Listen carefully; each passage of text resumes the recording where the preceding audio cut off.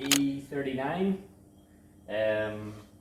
Yes, Dave, you've modified it quite a lot already. A little bit. What engine is this? TB48. TB48. Have the dirty old poo troll. So yeah, engine that came in Patrol. Yes, Dave, I think you've built, it's fully forged, isn't it? Fully forged, yeah. Fully forged. Do you want to give us a rundown on what? It's got 1mm oversized valves, titanium retainers, What kind, yeah, double springs, big cams. what kind of power is it? About 1500 horse. 1500 horsepower. Yeah, oh, it's turbo limited. The turbo's only good for about 1400, but Yeah, it's plenty. it's quite a lot of power for a yeah. drift car. Are you going to run that power, do you think? Only if I need it. Yeah. Alright. Yeah, and then I suppose a few other things. Dave runs his own machining company, so I know you spent quite a lot of time on this front here, so it's a full billet arms and everything.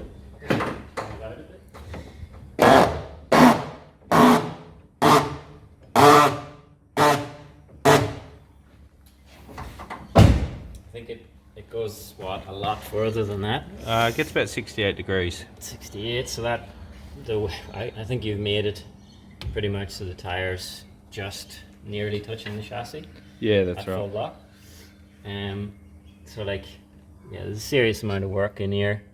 What brakes are these? Are these They're performance friction coming ZR31 like Corvettes 4-piston. and stuff, I think? Oh, they're an aftermarket. Aftermarket brakes? Yeah, so they're radially mounted. And then With these a are 367mm rotor. 367 brakes, and like you see all these rose joints Dave's done. He's made these tie rods. I think this is one of the neatest joints I've ever seen on a steering rack. Yeah, they're 4340 chromoly Chromoly, rack, lovely. rack ends. What coilovers? Machine all the misalignment spaces here. Oh, It's got we've got some shims in there for you can shims adjust here. the Ackerman. It's got another set of holes if we want to Oh, go yeah. grip driving to get the roll center Yep. right. I mean, sorry, bump steer right. Yep. If I ever want to drive it straight. At the moment, it's got 0 bump steer at about 60% lock. Right. Yeah, well, I think you're mainly going to use it as a drift car, aren't you? So, Yes, it was purely built for drifting. yeah. And then, what wheels are these? These are They're 18 by 9.5, sort of CCW copies. mad, and I guess Yeah, it's a Borg Warner 82mm billet turbo. Runs a full dry sump, which obviously isn't installed right now. yeah. It's actually going to a billet dry sump, which yeah, maybe we'll show in another.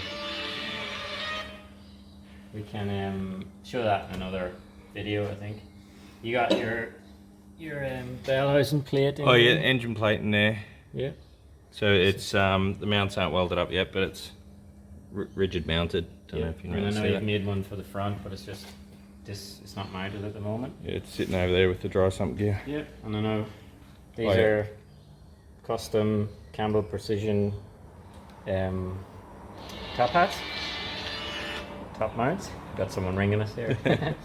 And then obviously you tied in the roll cage into the strut tower, so this is, I think it's the most extensive drift car roll cage I've ever seen. So it's full FIA spec, isn't it? Yeah, that's right. Full FIA specs, so you can see there's FIA bars, it's all tied into the chassis. Dave's machined his logo into the tacho here, so that's Campbell Precision logo. Got full roof bars, and then you've mounted, now this is something we're trying, it's a electric steering column out of a, I think I took them out of Priuses, Toyota Priuses. Yaris, I believe. Yaris, yeah. So I'm going to try it in my car as well. Yeah, and then in the back, it's pretty interesting as well. So I think we've seen this on like Papadakis Racing or something, wasn't it? Yeah, they did it in their Corolla end, didn't they? Yeah, Swoop, probably. Freddie Asbo's car. So the idea is to flat mount the radiator. The fans will be on the top side of the radiator and then duct straight out the back. So you're sucking air up from underneath the car, so it really protects the radiator, I suppose, from any sort of impacts or dirt or anything. You're going to run a dry sump tank here as well? Yeah, that's what this extra hole's for. It's a 5 gallon Peterson tank there. Yep. So yeah, obviously still a lot of work to do here. Yeah.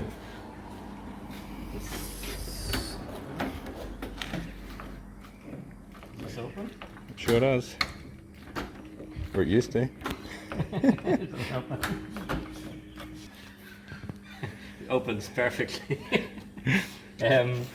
Yeah, so you've custom built quite a large fuel cell. I think you bought a ex NASCAR. It's a NASCAR fuel cell, so it's got an ATL bladder goes in there. Yeah, so it's I suppose it's obviously not mounted on an angle. It's just not mounted at all. It's mounted on a rotating joint. So yeah, Dave TIG welded all this, the tank and stuff, and then you'll see a rear bash bar in here, or I suppose to protect the fuel cell. Yeah, the bash bar will go around under the. Yeah, there'll be a few under the rear bar. A few more extra bars in here. So yeah, and these cars come with a rear separation, so we cut all of that out and just to make room for the cage, I suppose. And well, it's to duct the radiator out, so that'll all get boxed back in. Yeah. It has to be completely separate from the driver area. So, I suppose what's next on this build?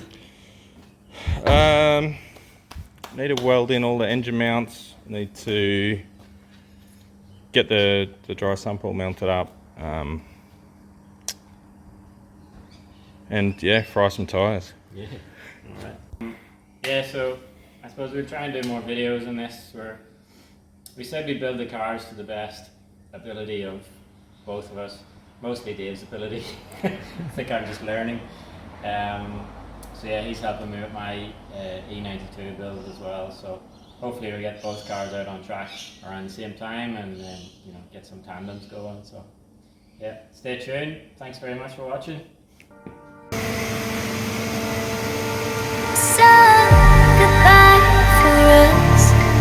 You have to say it, baby. Nuts and Texacos. You wanna try, baby. I know you can. I know you